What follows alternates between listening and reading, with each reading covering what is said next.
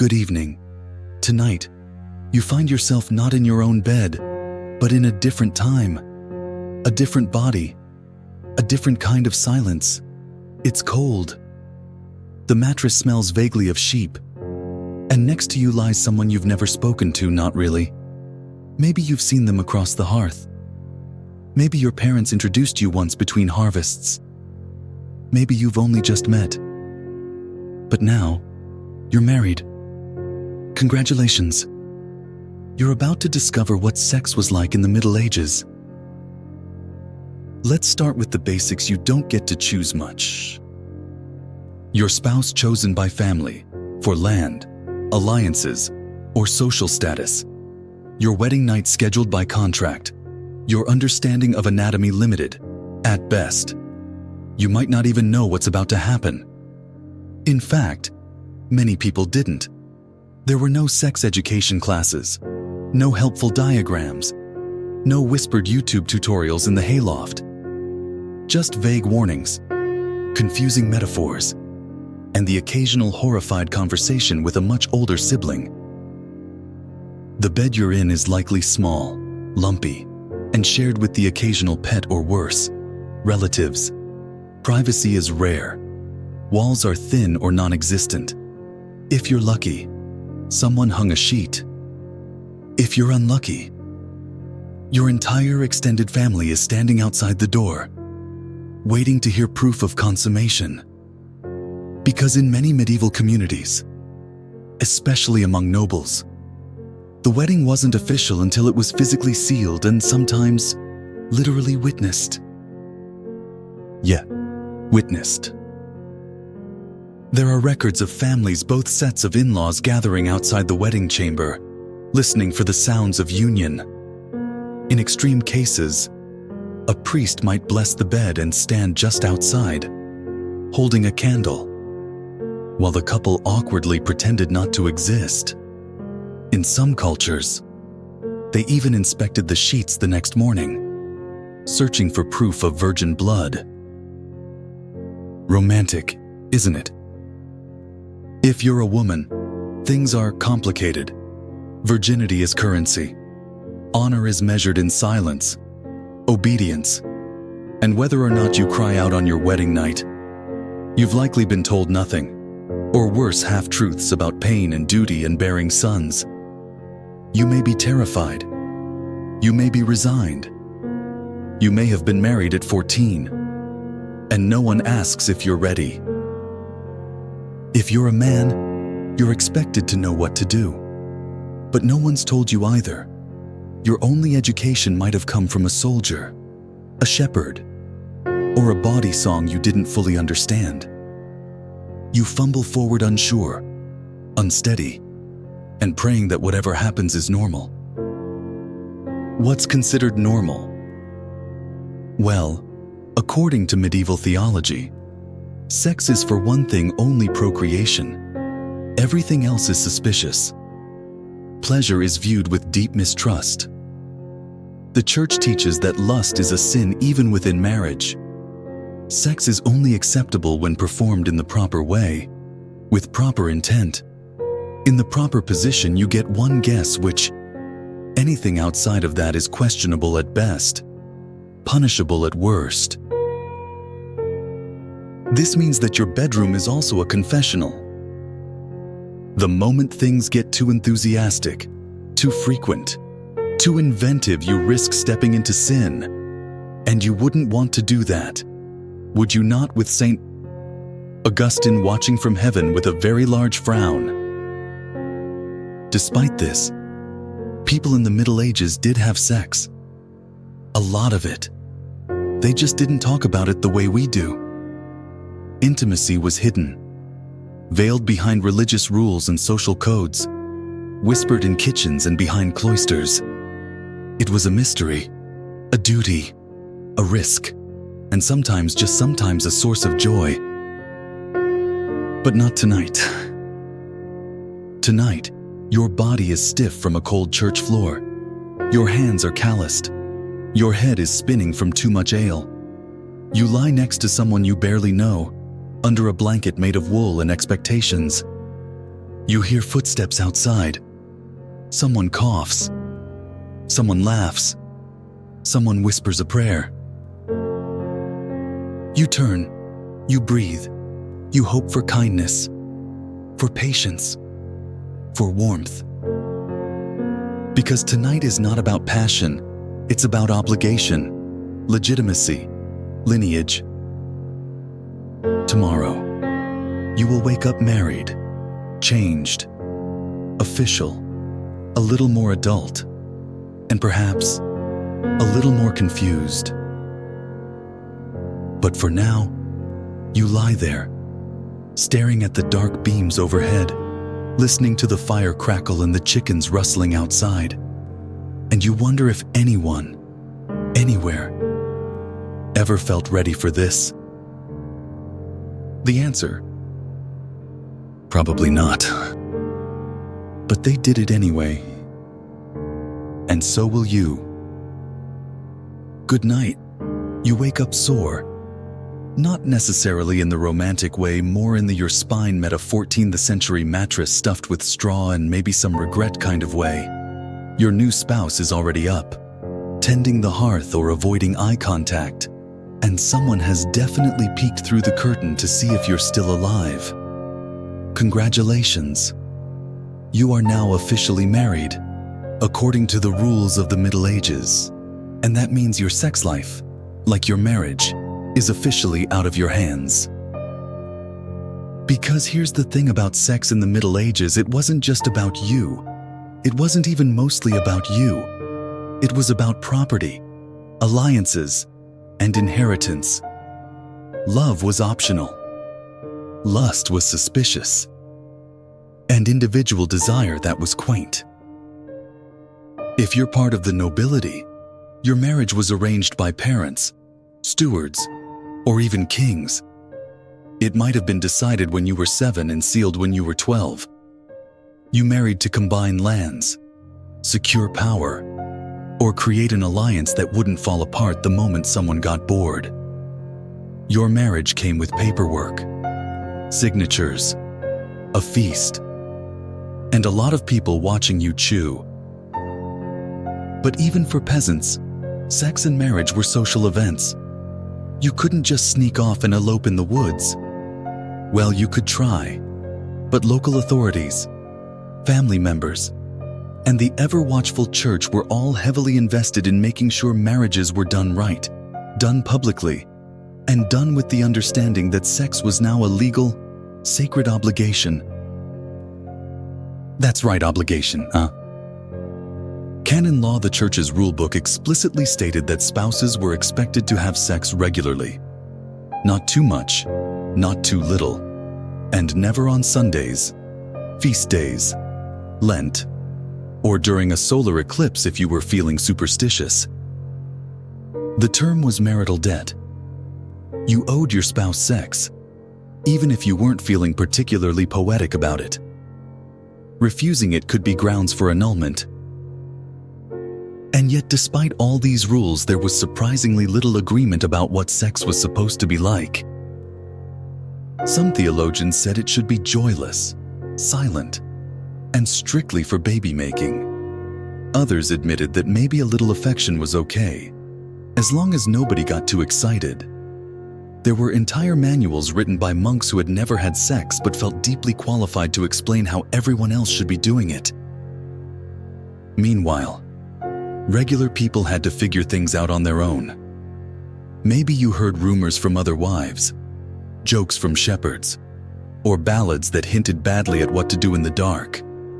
If you were lucky, your spouse was patient. If you were really lucky, they were kind. And yet, pleasure was still there. Hidden, private, unspoken. Because even though the church preferred sex to be brief and boring, human nature had other plans. People stole moments, exchanged touches, learned each other's bodies slowly, sometimes with affection, sometimes with duty, sometimes with laughter in a shared haystack. But only after marriage. At least in theory. In reality, premarital sex happened. A lot, especially among the lower classes.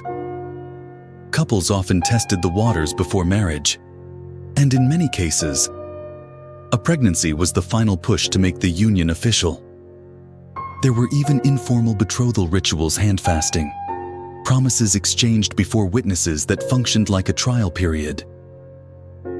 But if you were caught, if your neighbor tattled, if the local priest got wind of your nighttime adventures, you could be fined, shamed, forced to marry, or, in extreme cases, whipped in public, with actual whips.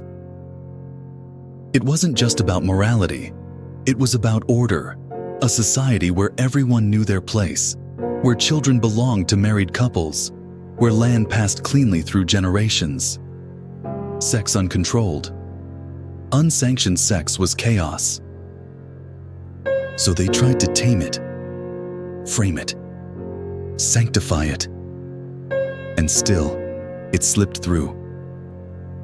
In laughter, in longing, in moments stolen between chores and more chores. Because even in the most regulated societies, the most suffocating doctrines, people still craved connection. They wanted warmth, affection, closeness, even if they couldn't name it, even if they weren't allowed to. And sometimes, just sometimes, a marriage built on duty became one built on something more. It started with shared glances across a soup pot, a hand resting a little longer on a shoulder, a whisper in the dark that wasn't about obligation, but choice. And that, more than any church rule or parental plan, was where intimacy began to bloom. So now, as you rise from your scratchy blanket and awkwardly avoid eye contact with your new partner, remember you are not alone.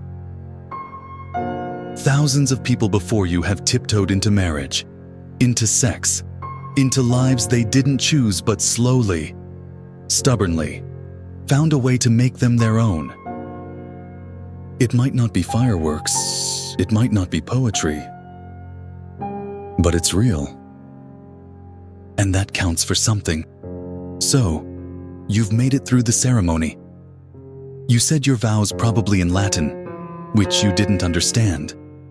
You drank something warm that was either wine or weak ale. And now you're standing in a room that smells like sweat, damp wood, and boiled cabbage.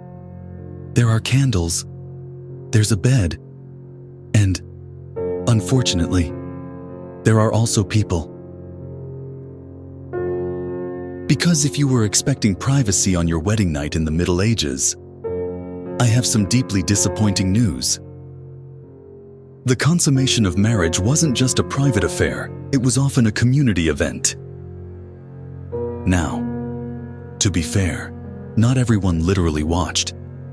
But in many regions, especially among the nobility, the newlyweds were escorted to bed in a parade-like ritual that blurred the line between celebration and awkward group supervision. Picture it: relatives leading you through torchlit halls, musicians playing something vaguely romantic, drunk uncles tossing petals, and someone's grandmother reminding you to make an heir, not a scene. Once you reached the marriage bed, things got stranger. In some traditions, a priest would bless the sheets. In others, attendants would physically tuck you in, like a pair of emotionally unstable toddlers.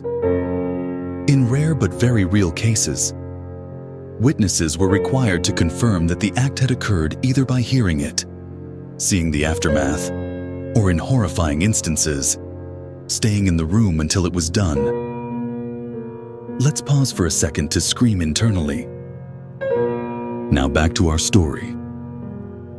Why all the drama? Because consummation mattered legally, religiously, and socially. A marriage that wasn't consummated could be annulled. That meant lands could return to previous owners, alliances could fall apart, and titles could be disputed. So families, priests, and kings had every reason to make sure the deed was done and documented. Enter the infamous bloody sheet tradition. In many places, the bedsheet from the wedding night was displayed the next morning as proof that the bride had been a virgin and that the marriage had been physically sealed. This wasn't just humiliating, it was dangerous. If the sheet didn't show blood, the bride could be accused of deception. In some cases, her entire future depended on one small stain. Of course, not all women bled, and not all couples were compatible or ready on the first night. But nuance wasn't exactly a medieval strength. If something went wrong, blame usually landed squarely on the bride. But even when everything worked, the experience was often far from intimate. Imagine trying to be vulnerable, curious, and tender, while your in-laws giggle in the next room and a monk waits outside with a candle and a form to fill out. The pressure was immense, the expectations sky high, and for many couples, the result was confusion, disappointment, or outright fear. Yet, strangely, some found comfort in the ritual.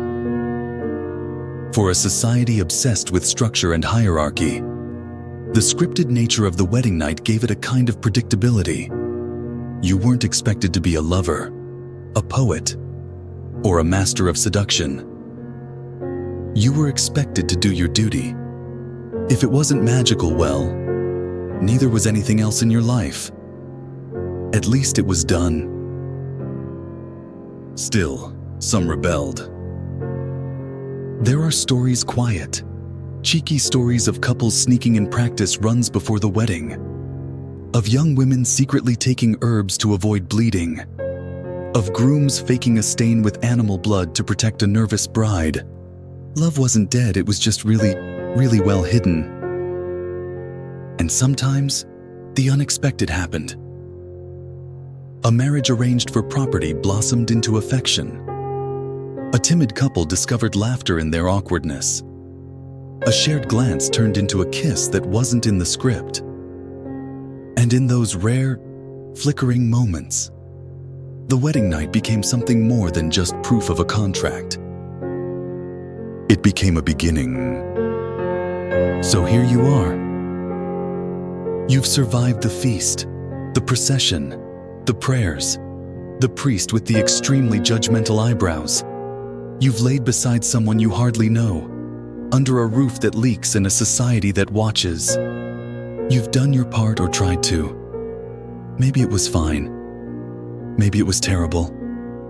Maybe it was just weird. But now it's quiet.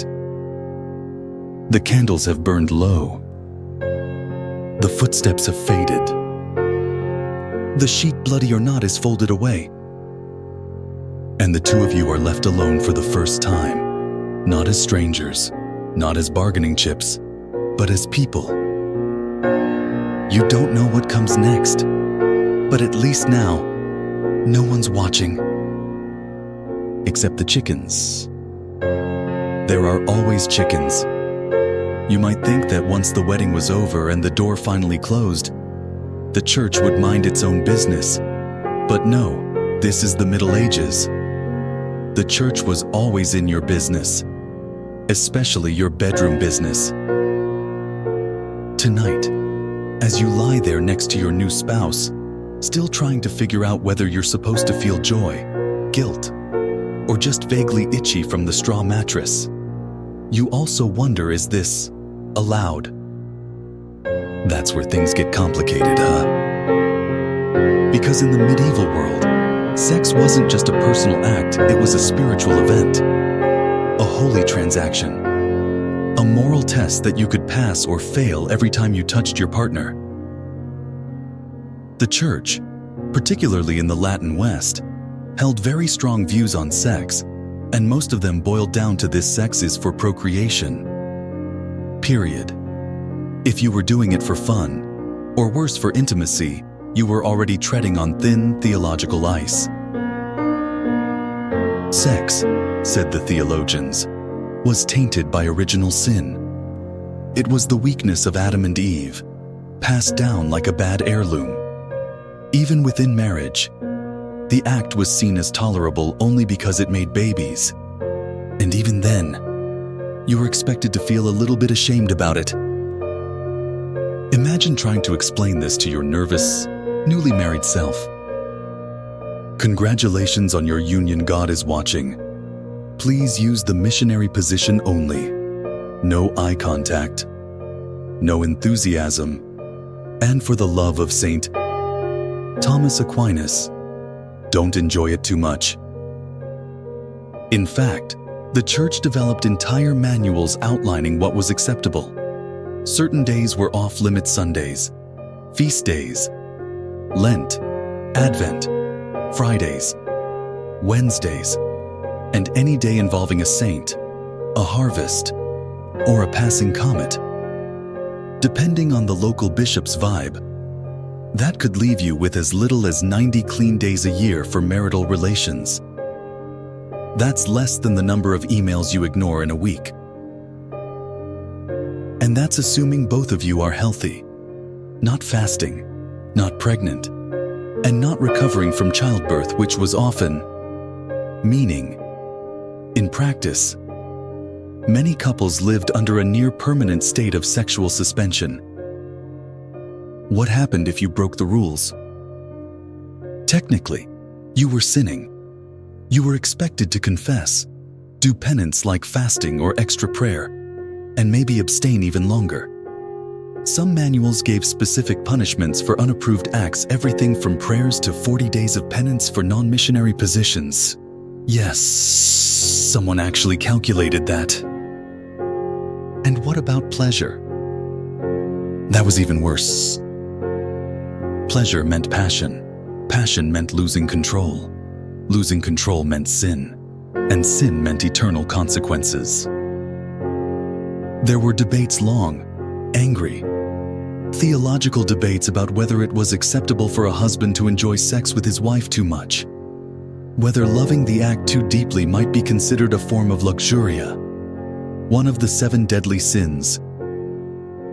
Medieval confessors were known to ask detailed, sometimes disturbing questions. How often, with what intent did you climax? Who initiated what position? Were your thoughts pure? Did you finish at the same time?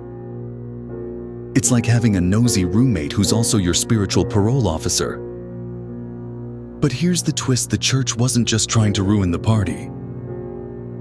At its best, it was trying to regulate chaos. In a world of war, disease, famine, and lawlessness, the church provided rules, structure, and a kind of order. Marriage was sacred. Children were to be born within it. And anything that might threaten that system, adultery, fornication, seduction, was seen as a danger to the soul and the village. Still, there were cracks in the doctrine. Some church thinkers, especially mystics and reformers, acknowledged that sex could be an expression of love, a sacred union of 2 souls, even a glimpse of divine joy.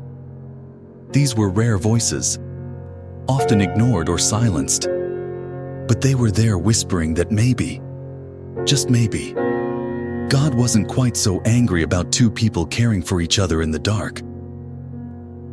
Meanwhile, regular people just kept being regular. They had sex, sometimes within the rules, sometimes wildly outside them. They confessed when they had to. They lied when they needed to. They raised children, survived winters, laughed in taverns, and occasionally held hands under the table. Because no matter how many rules were written, no matter how many sermons were preached, no matter how long the line at confession stretched on Sunday morning, the truth was simple. People were human. They were tired, lonely, scared, in love, and alive. And in those quiet moments, beneath the judgment of saints and the weight of tradition, they still reached for each other. So tonight, as you lie there awkward, uncertain, maybe a little curious, just remember it's okay not to know. It's okay to wonder. It's okay to hope for something more than duty. And if you're lucky, maybe God isn't watching with a ledger. Maybe He's just glad you found someone to share the blanket. It's late now. The candles have burned low. The chickens have given up clucking. And outside, the moon hangs like a pale coin over your thatched roof. You and your spouse are alone. Finally. But now what? If you're lucky, you like each other. If you're very lucky, you're not too sore, too nervous, or too weighed down by the ghost of a sermon echoing in your ears. But even if you're in the mood, and even if your body agrees, you still have to ask yourself one of the most critical questions in medieval intimacy. What position is allowed? Because yes, even that was regulated. According to most church authorities in the Middle Ages, there was exactly one acceptable position for marital sex: the man on top, the woman beneath, face to face, no talking, no smiling, no sudden inspiration. This was called, though not at the time, the missionary position, and it was viewed as the only truly natural, godly, and appropriately boring arrangement for the conjugal act. Everything else suspicious, dangerous, sinful. If you tried something new, something daring, something that made you feel more connected, or, heaven forbid, pleasure, you were drifting toward damnation. Or, at the very least, a lengthy confession involving a very confused monk and 40 days of barley porridge. Why such obsession with positions? Because medieval moralists were deeply invested in the idea of order, cosmic, spiritual, and anatomical. God was above man, man was above woman, heaven above earth, everything in its proper place. And when bodies flipped, twisted, or moved outside the authorized configuration, they were feared to be mirroring chaos, the kind that leads to sin, heresy, and bad harvests. Think of it as a spiritual game of Jenga. One wrong move and the whole tower falls. Some theologians even kept lists. Positions where the woman was on top, prideful, unnatural, side by side lazy, from behind beast-like, standing outrageous, anywhere outside of a bed scandalous. There were entire treatises written by celibate men who had spent years deciding which angles of intimacy were closest to Eden and which led straight to brimstone. And yes, it's hilarious. Until you realize that real people believed this. Real people were punished for stepping outside those bounds. Real couples lived under the weight of these rules, terrified that desire itself might condemn them. So what did they do? They got clever. They bent the rules or ignored them entirely. Many people simply didn't confess the details. Others confessed so often that priests stopped asking questions. Some relied on folklore or local tradition, which was often more lenient than official doctrine. And others just lived with the guilt. Because no matter what the church taught, people still wanted to feel something beyond obligation, something that made them forget, if only for a moment, the mud, the taxes, the chilblains, the sermons. Pleasure wasn't forbidden in every corner of the world, either. In parts of Islamic Spain, for instance, scholars and poets wrote openly about sensuality, beauty, and the joys of love. Jewish tradition, too, placed greater emphasis on mutual pleasure, particularly for women, than most medieval Christian sources did. In some corners of the world, sex wasn't shameful, it was sacred. But in most of medieval Europe, sex was still stuck in the confessional. So tonight, as you shift under a wool blanket, praying no one walks in and asks what you're doing with your knees, you feel that tension, the tug between instinct and instruction, body and belief. Maybe you do what everyone else did: keep it simple, keep it quiet, keep it fast. Or maybe, just maybe, you risk heresy. You turn, you smile, you ask, want to try something different? And if your partner says yes, congratulations. You're officially both sinners. But in a world where joy is rationed, where love is weighed against doctrine, and where most things feel beyond your control, being a sinner might be the most human thing you've done all week. Sleep well, heretic. It's morning again. The kind of morning where the fire's gone out, your breath fogs in the air, and you're desperately trying to pretend that sharing a straw mattress with someone whose feet are somehow always cold is the pinnacle of romance.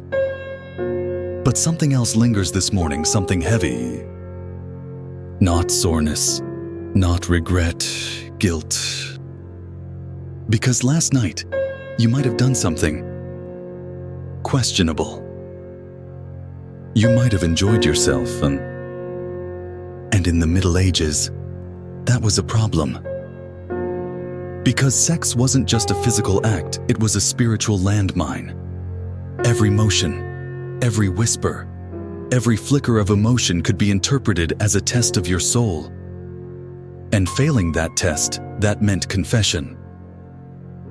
Which brings us to the second most intimate act of medieval life: telling a priest exactly what happened in your bed. Confession was a cornerstone of medieval piety.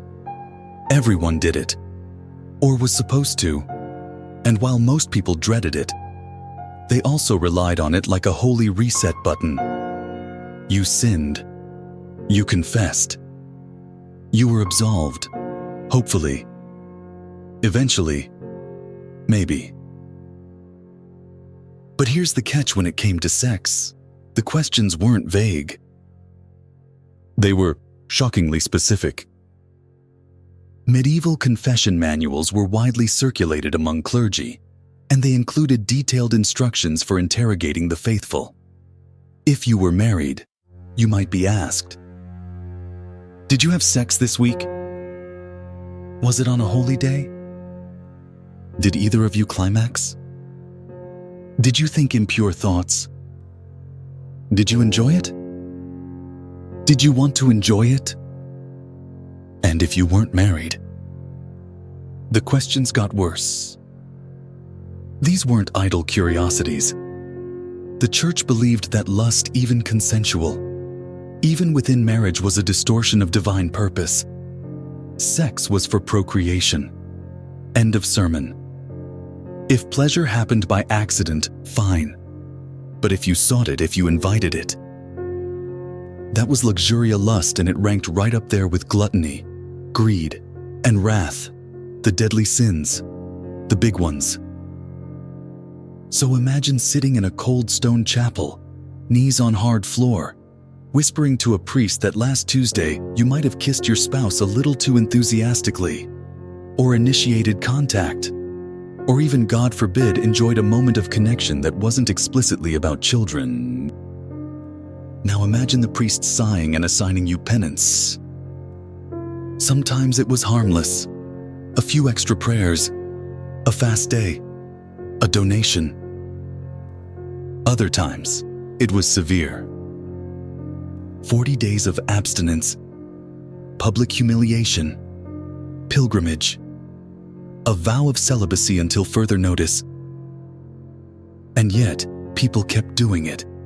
They kept sinning, kept confessing, kept hoping that God, despite everything, understood that sometimes, when your hands are cold and the world is falling apart, touching someone you love shouldn't be a crime. Of course, not everyone confessed. Some people simply lied. Some priests were lenient. Others were nosy.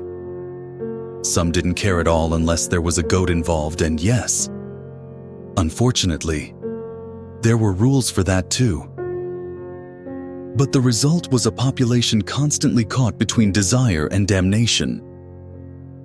It wasn't just about what you did, it was about what you thought. Theologians argued that imagining your spouse naked, even if you were married, could be sinful. Dwelling on past encounters, sin. Craving affection, too often sin. Dreaming about something other than the missionary position, very creative and still a sin. And yet, sex persisted. Quietly. Clumsily. Defiantly. People whispered under blankets, stole kisses behind barns, laughed in beds they weren't supposed to share. They found ways to be human even when the world told them that being human was something to apologize for. Which brings us back to you. You lie there, eyes half closed, thinking about last night. Maybe it wasn't perfect. Maybe it was awkward, brief, or filled with nervous apologies. Maybe you made mistakes. But maybe, just maybe, it was also good. Maybe it made you feel close, safe, seen. And in this moment, between the guilt and the cold and the crushing pressure of centuries of theology, you think something dangerous, something heretical. Maybe that's okay. Maybe confession isn't always about what you've done wrong. Maybe, sometimes, it's about what the world refused to let you celebrate. So go ahead. Say your prayers. Mend your soul. But don't be too hard on yourself.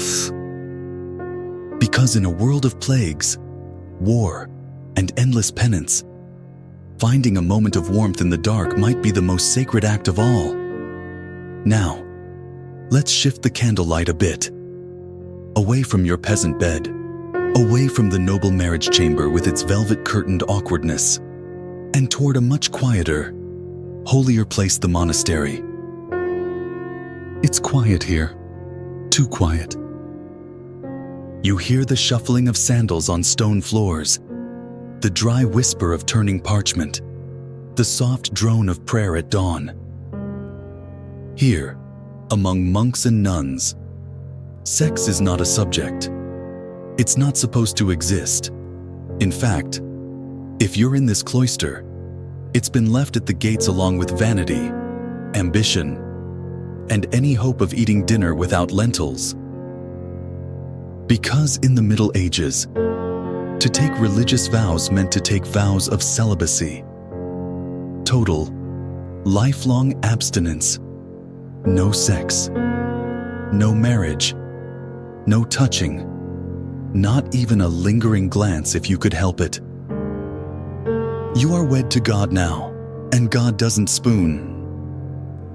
But here's the problem, you're still human. And humans, even in woolen habits and poorly ventilated dormitories, still have feelings, still have longings, still wake up some nights with a warm pulse and an inconvenient imagination. So what happens when you try to live without intimacy in a world where desire doesn't just fade, it festers? What happens is rumors, scandals, confessions, and cover-ups. Let's be clear, many monks and nuns truly did strive for celibacy. They prayed, they fasted, they poured cold water on themselves during temptation, yes. That was a real tip in some monastic guides. They sang psalms until the feelings passed, or didn't. But monasteries and convents weren't immune to forbidden affection. There were stories, dozens of them, of secret relationships, nighttime visits, and clever smuggling of lovers through back gates and garden walls.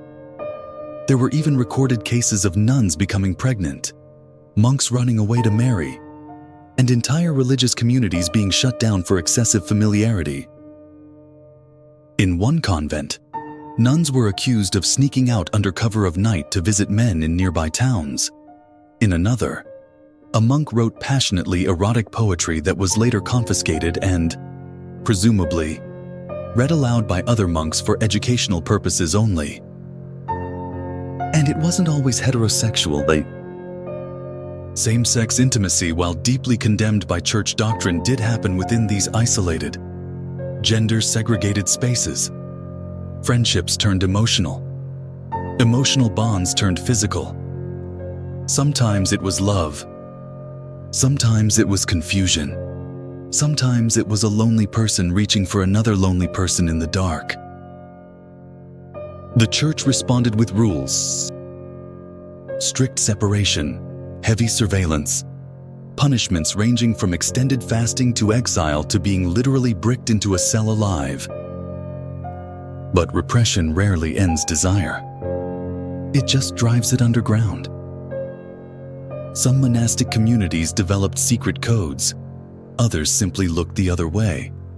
And some, especially later in the Middle Ages, began to reflect more deeply on the impossibility of perfect celibacy. Theologians argued endlessly, was a sinful thought as bad as a sinful act?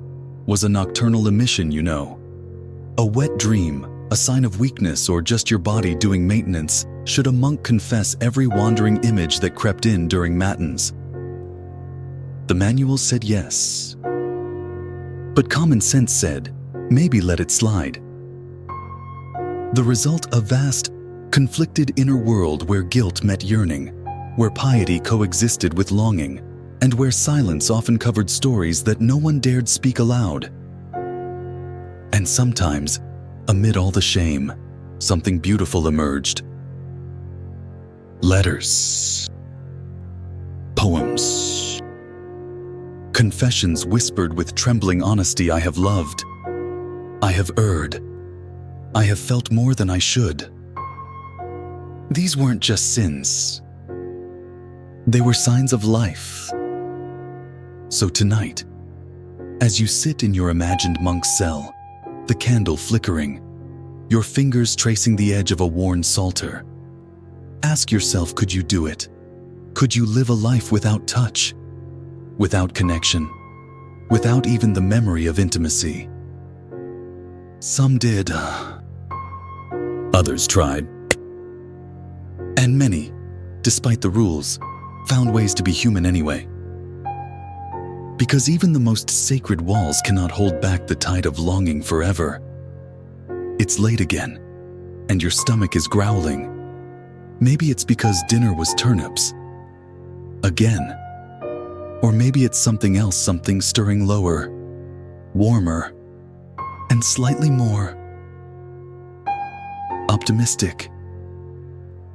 Because tonight's topic is what people in the Middle Ages turned to when sex became confusing, difficult, or just plain disappointing. Aphrodisiacs and love magic. That's right. When sermons and saints didn't help, medieval folks turned to the next best thing: weird food and even weirder spells. Let's begin in the kitchen. Because in medieval Europe, the boundary between pantry and pharmacy was paper thin. You might have been told that certain foods could awaken desire or kill it dead. Here are a few medieval aphrodisiacs that people actually believed worked. Onions and garlic, believed to heat the blood and stir passion. Romantic, no. Effective, who knows? Honey, especially in mead, because nothing says sensuality like getting tipsy on fermented bee vomit.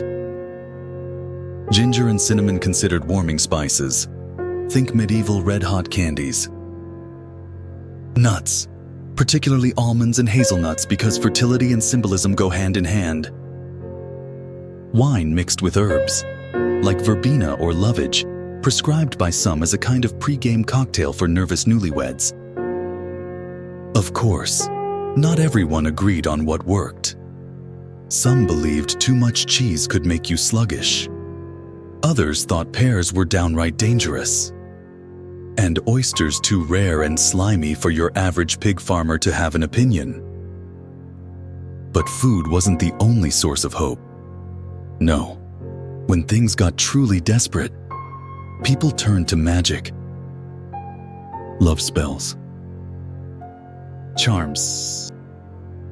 Potions made with ingredients that should never be near a bedroom, like powdered bones, bat wings, or used undergarments. Yes, really. Here's how some medieval love magic worked. Sympathetic magic. You write your beloved's name on a piece of bread, recite a prayer, and eat it, hoping their love will be absorbed into you like a soggy sandwich of desire. Binding charms. You tie knots in cords while saying incantations. The knots represent emotional entanglement, or just how twisted courtship can get when arranged by your parents. Potion-making common ingredients included rue, mint, mustard seed, and occasionally, bodily fluids. These potions were drunk, sprinkled on food, or rubbed in places we are not legally allowed to describe here. Amulets and talismans. You wear certain stones or symbols believed to attract affection. Popular choices included garnets, coral, and anything vaguely heart-shaped or shiny. Of course, most of these practices were considered superstitious or even heretical by the church. If you were caught using love magic, you might be accused of sorcery. If you were caught selling it, even worse.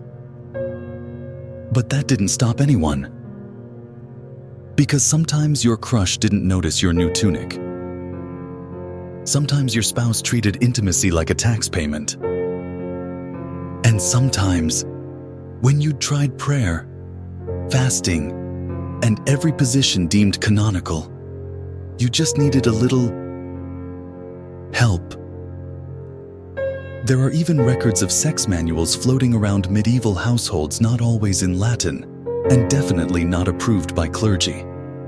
These books, often copied in secret, included advice, diagrams, and occasionally laughable poetry about where and how to touch a partner without bursting into flame. They weren't widespread, but they existed. Quiet testaments to the fact that even in a world ruled by fear and doctrine, people still wanted to get it right. Not just for babies, not just for duty, but for connection. And so, in kitchens and marketplaces, in whispers and candlelit corners, knowledge passed flawed, forbidden, and sometimes just incredibly weird. Because sex in the Middle Ages wasn't all repression and shame. It was also curiosity, hope, effort. Sure, your love potion might taste like moldy parsley and disappointment. Sure, your charm bracelet might do nothing but jingle. But in a world without therapy, dating apps, or helpful YouTube tutorials, even the attempt at intimacy was revolutionary. So tonight, if your partner slips you a fig with suspicious enthusiasm or hands you a cup of wine that smells faintly of time and desperation, take a sip, smile. Because somewhere beneath the superstition and spice, someone's just trying to tell you, I want to be close to you. And really, what could be more magical than that? Let's step out of the kitchen now, away from the potions and garlic-laced romance, and into something even more dangerous. Forbidden love. Because while medieval society tried to contain sex within marriage, cloisters, and sacrament, it failed spectacularly and often. Love, real messy love, had other plans. You see, passion doesn't follow canon law. It doesn't wait for feast days or check in with the bishop. It sneaks into castles and convents. It rides through villages in the form of glances and secret letters. It blooms like mold on bread everywhere, especially where it's not supposed to. Take the tale of Abelard and Heloise, one of the most famous forbidden love stories of the Middle Ages. Abelard was a philosopher, a teacher, a man of God. Heloise was his student.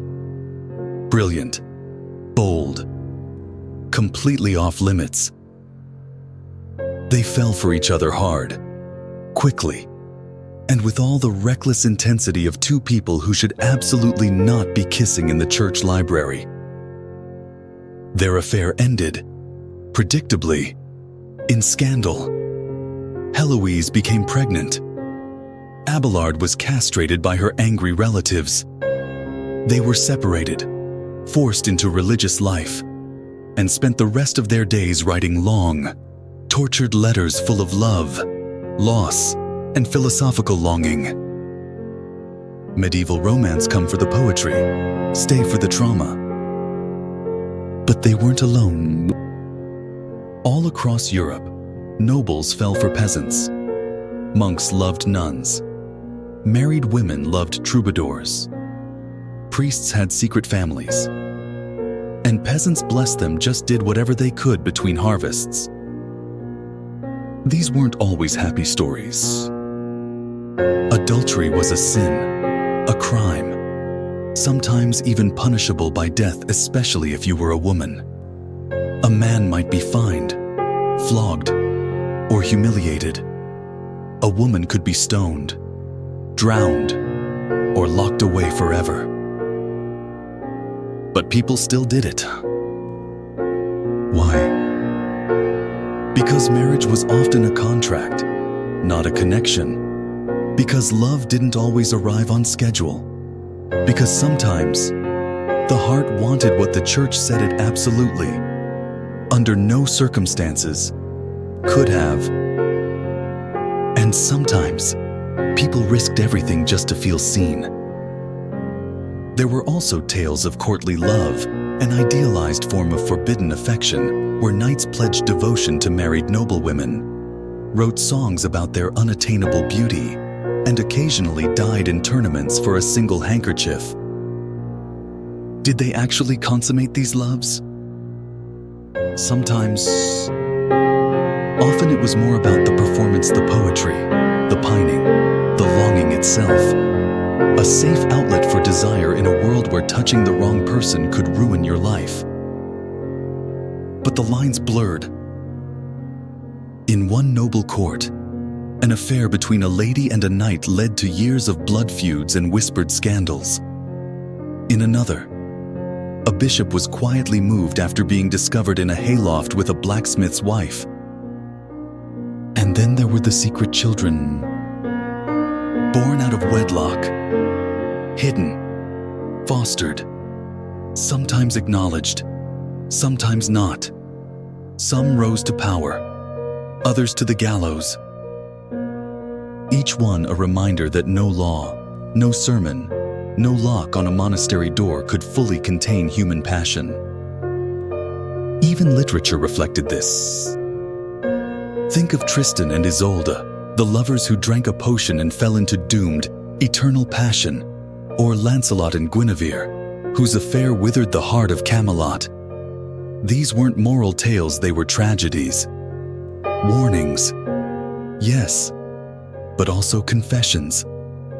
That people loved wrongly, loved recklessly, loved anyway. And perhaps, deep down, that was the most dangerous truth of all. Because while the church could shame, punish, and exile, it couldn't change the fact that the human heart is wild. That even in a world built on obedience, some people still chose disobedient love.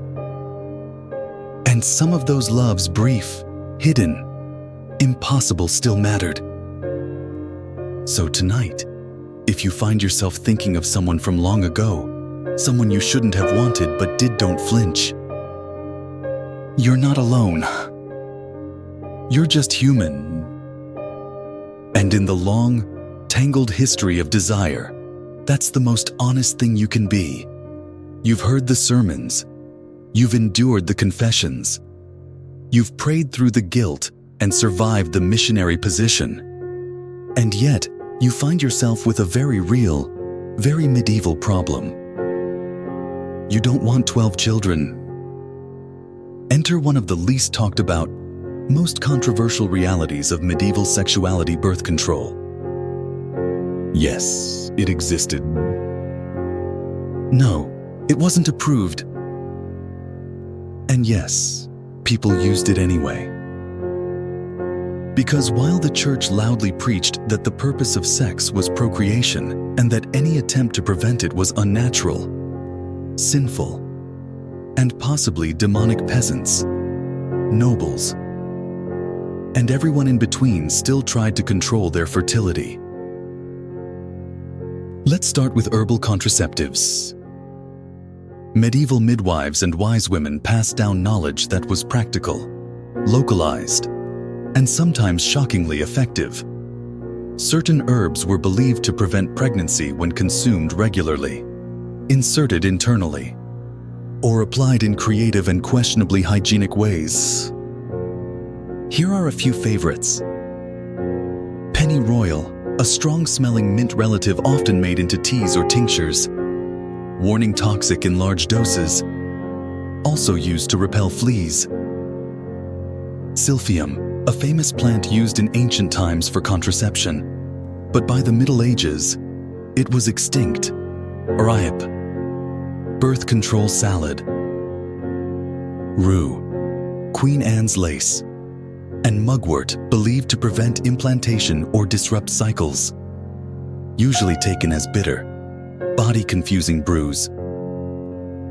Honey and acacia leaves, sometimes combined into pastes and used as rudimentary spermicides. Yum. Were these methods effective sometimes? Were they safe? Not always. But in a world where childbirth could be deadly and children were expensive, they were better than nothing. And let's not forget barrier methods. Yes, condoms existed. Early versions were made from linen soaked in chemicals, or animal intestines tied off like grim little party balloons. Some were worn only during sex to prevent disease. Others were more ambitious. None were especially sexy. But the goal wasn't always health, it was control. Because even if you loved your partner, even if you wanted a family, you probably didn't want a new baby every harvest.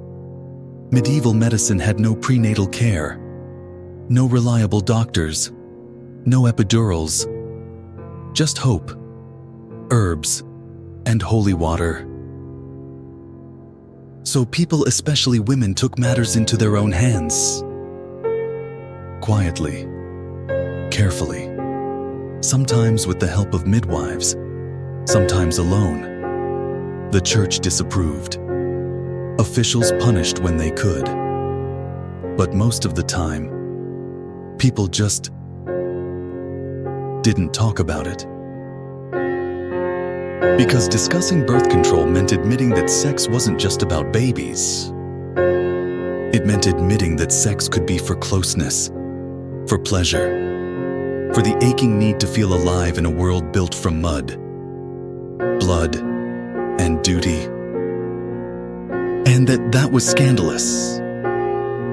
Even so, medieval people found 1,000 small ways to reclaim their agency.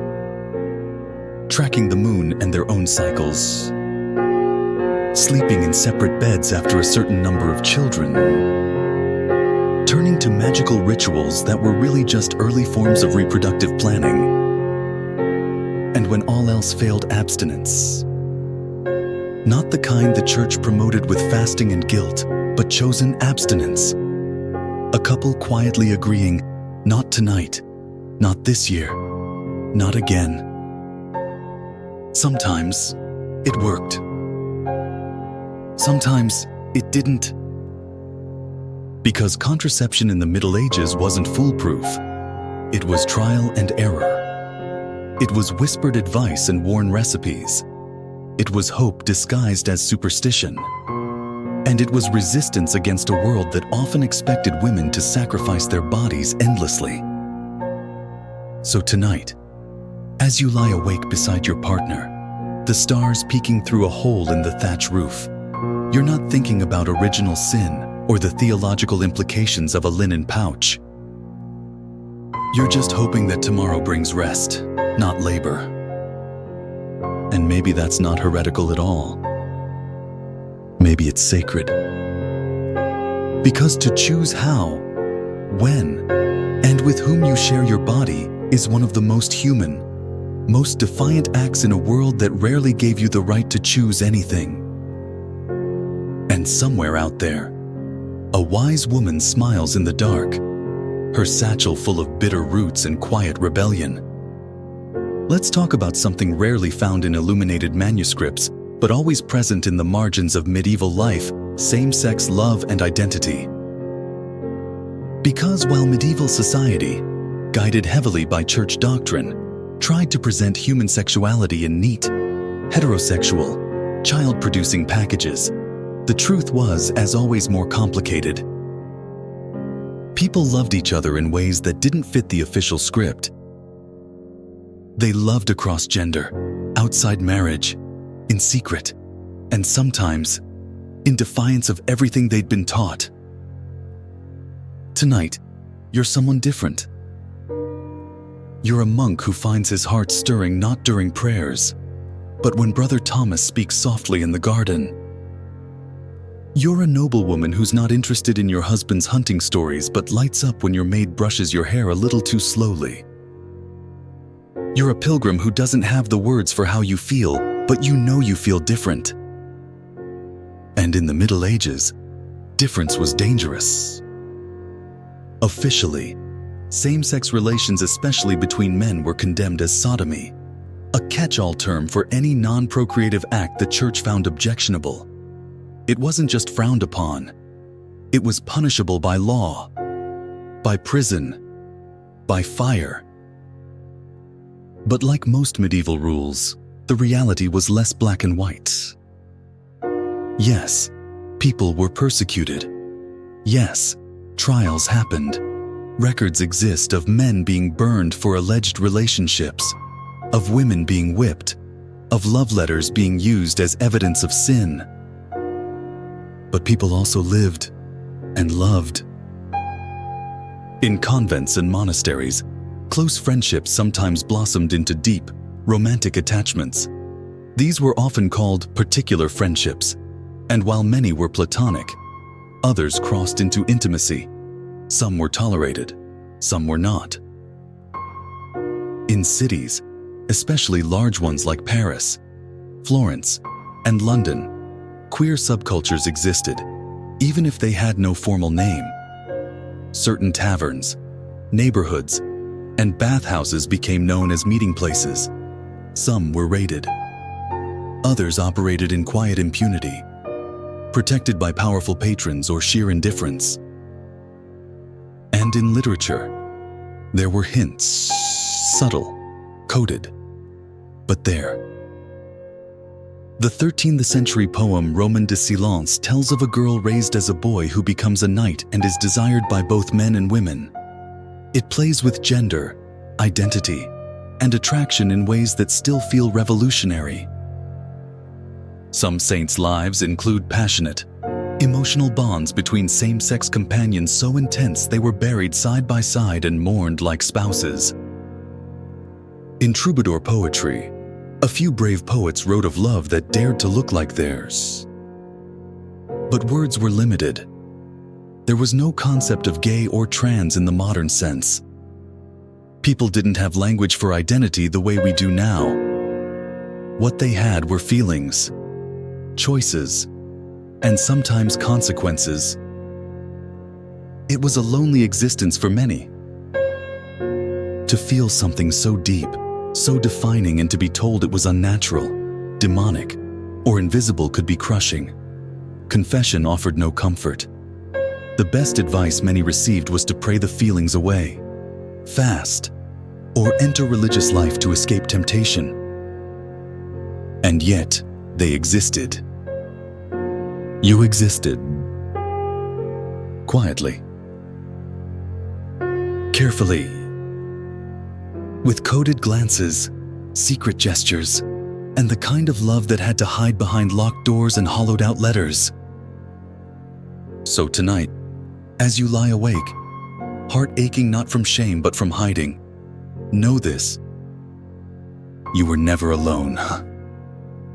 Even in the 1200s, even behind stone walls and Latin chants, there were people who loved like you.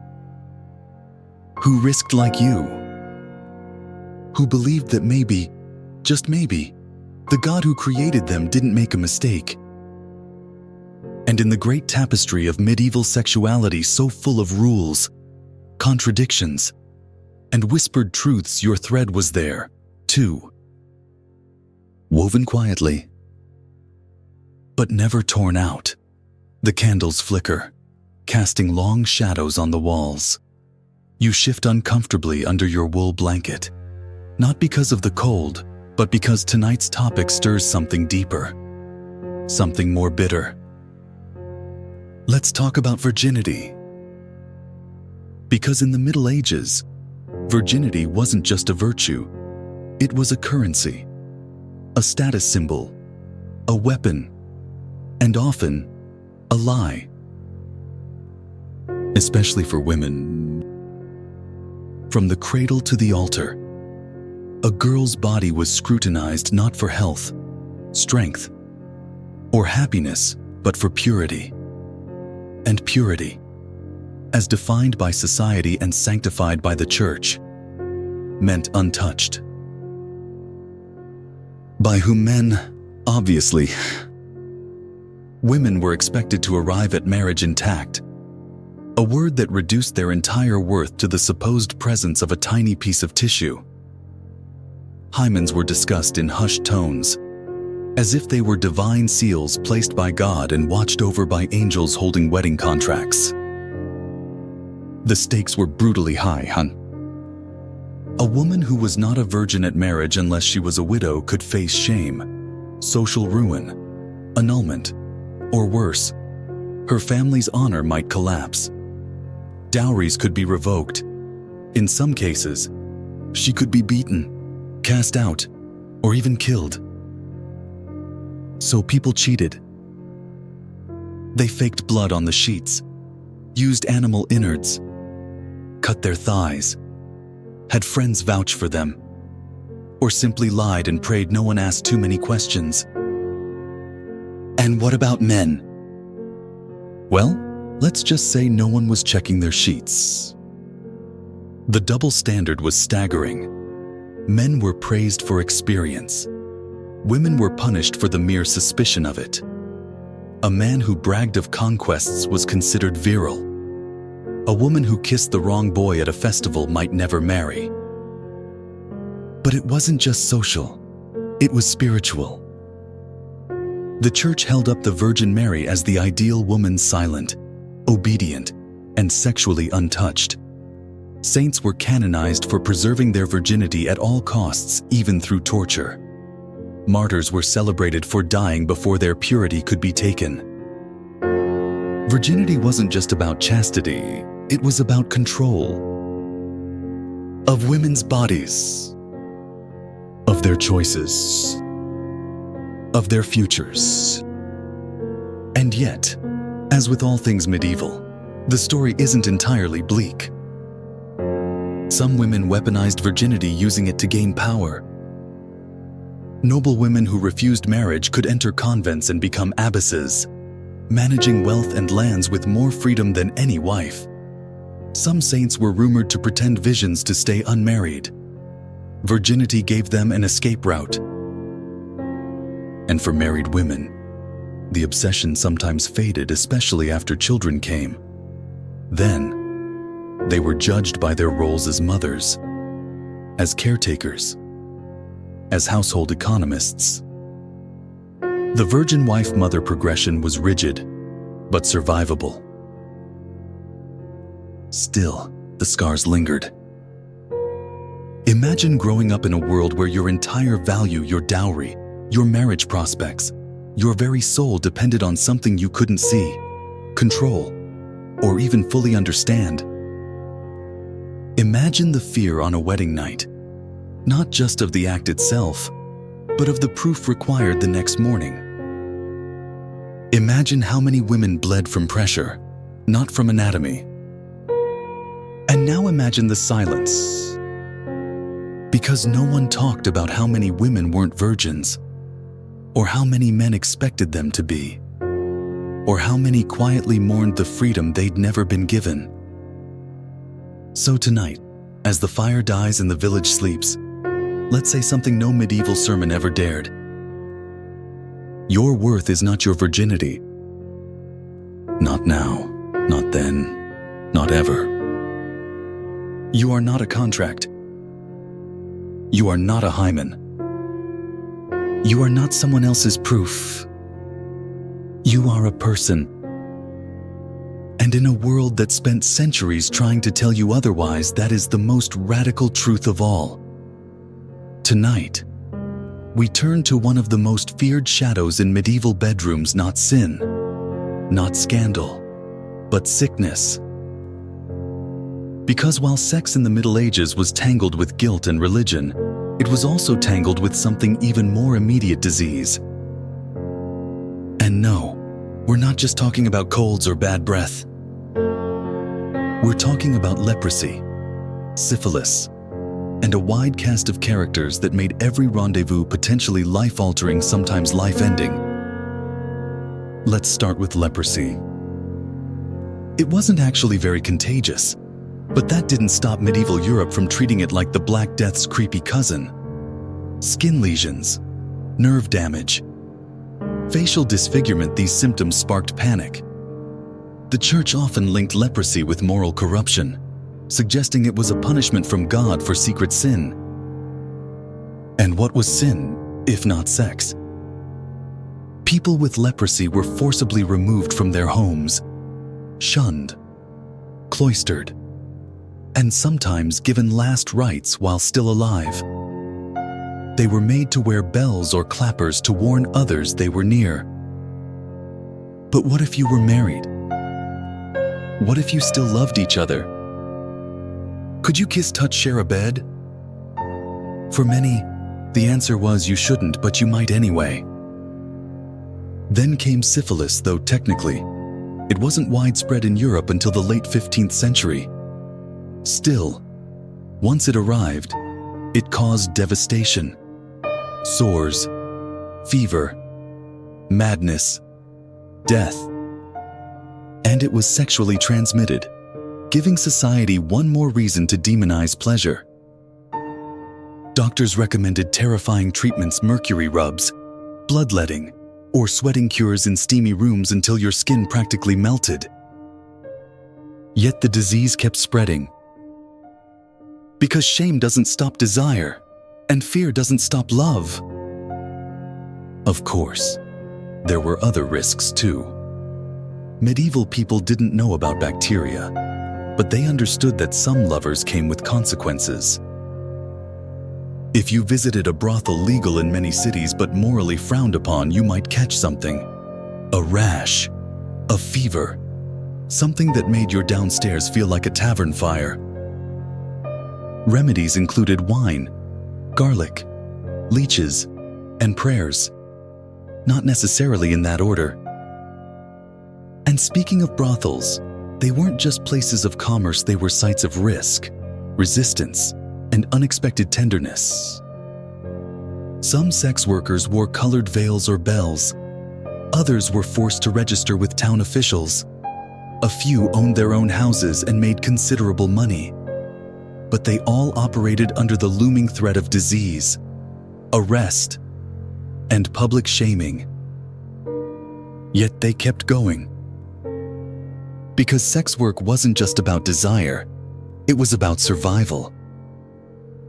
And in those brief, transactional moments, many people found something they didn't get at home: attention, warmth, a moment of control in lives full of powerlessness. Even in sickness, there was humanity. There are records of wives nursing sick husbands who had infected them, of lovers hiding sores with herbs and scarves, of monks tending to dying sex workers not with scorn but compassion. Because medieval people, as grimy and plague-ridden as they might seem, were still capable of profound empathy. And despite everything, despite the lesions, the sermons, the risks, they didn't stop loving. They kissed carefully. They whispered promises in the dark. They risked it, again and again, for the chance to feel something other than fear. So tonight, if your heart aches for the idea of love threatened by illness, know that others have lived that pain. And they didn't give up. Even when the world told them they were contagious, impure, or unworthy, they reached out. They touched. They hoped. And in that fragile, fevered defiance, they reminded us of a simple truth. Love is a risk. But sometimes, so is not loving. Tonight, you wake not to desire or disease, but to litigation. Because in the Middle Ages, sex wasn't just spiritual or emotional, it was also a legal matter. And if things went badly in the bedroom, or someone whispered the wrong thing in the marketplace, it might not end with a confession. It might end with a court case. Let's start with one of the most popular categories in medieval legal records: marriage disputes. Imagine this. You're a woman in 1327. You claim to be married to a man named Henry. He denies it. You say he promised before witnesses. He says you're imagining things. Your families get involved. And before long, you're both dragged before the bishop's court to figure out if your relationship counted as real. In many parts of medieval Europe, a promise of marriage followed by sex was legally binding even if there was no ceremony. This was known as verba de presenti, words of the present. If you said something like, "I take you as my wife," and then consummated the union, congratulations, you were married in the eyes of the church. That also meant you could be sued for breaking it. And they did. Frequently. Men sued women. Women sued men. Families sued other families. The records are full of people insisting they were tricked, seduced, abandoned, or defamed. Sometimes the cases hinged on letters, witnesses, or bizarre details. She told me she was a virgin.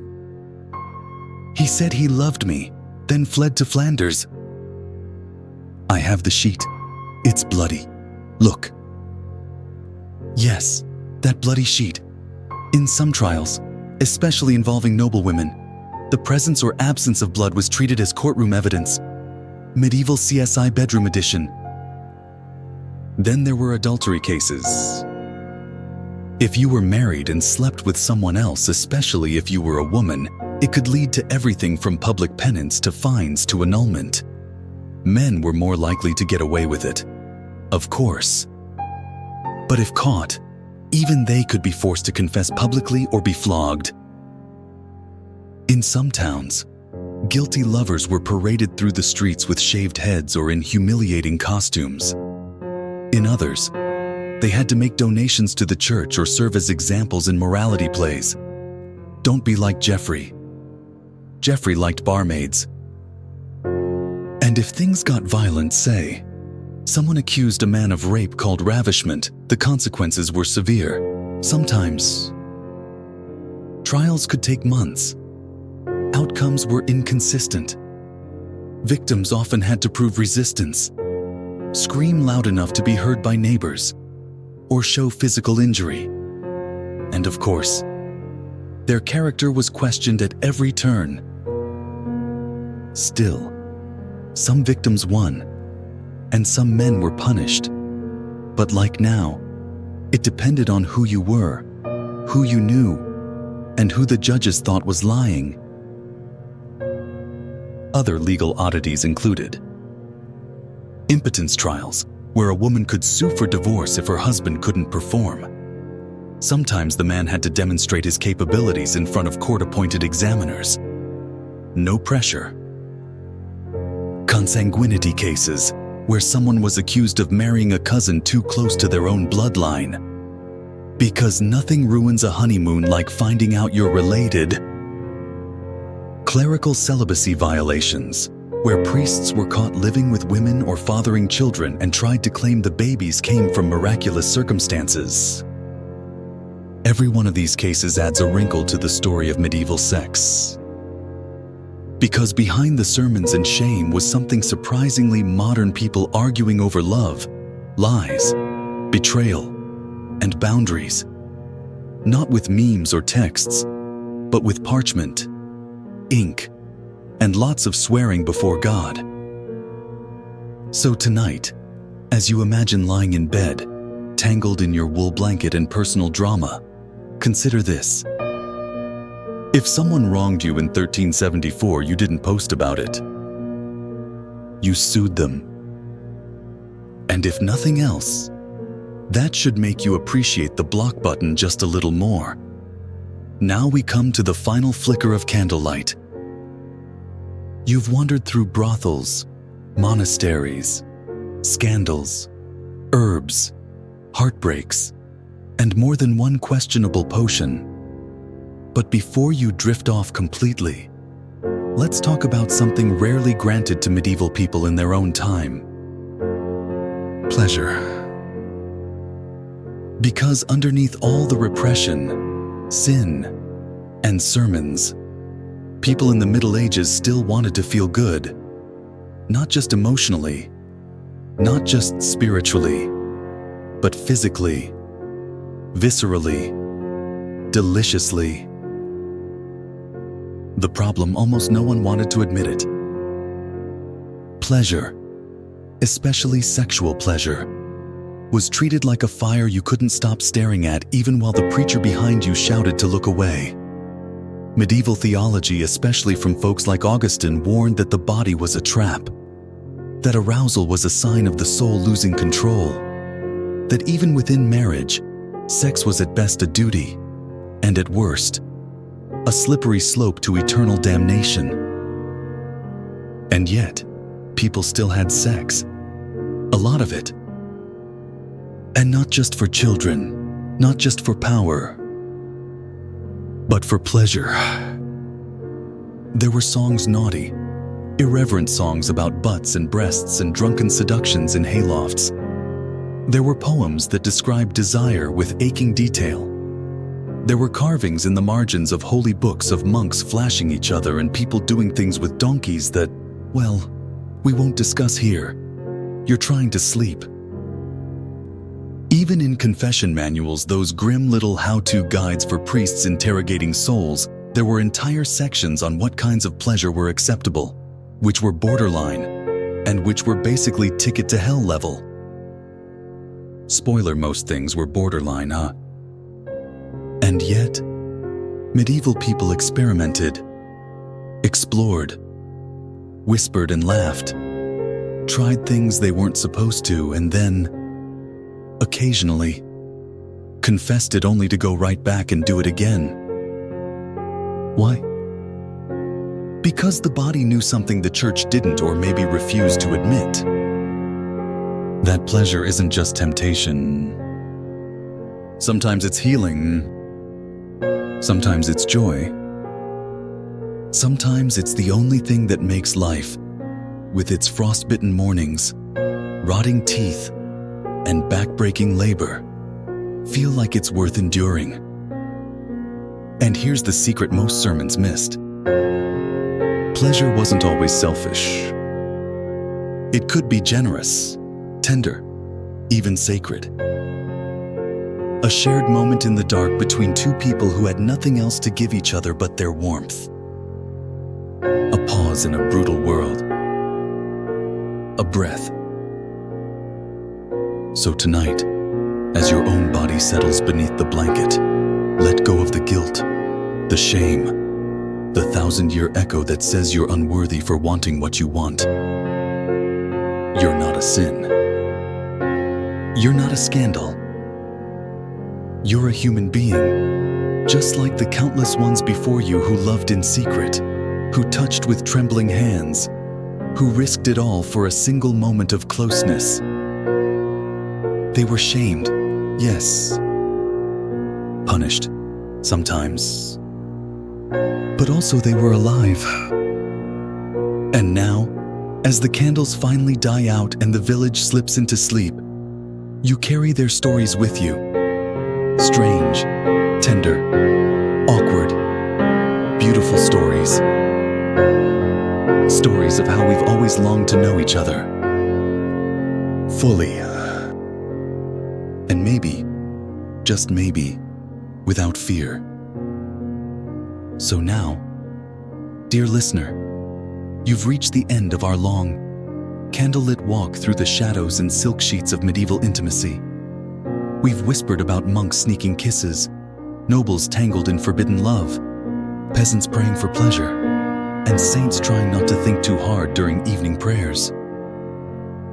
We talked about food as aphrodisiac, marriage as transaction, and bodies as battlegrounds.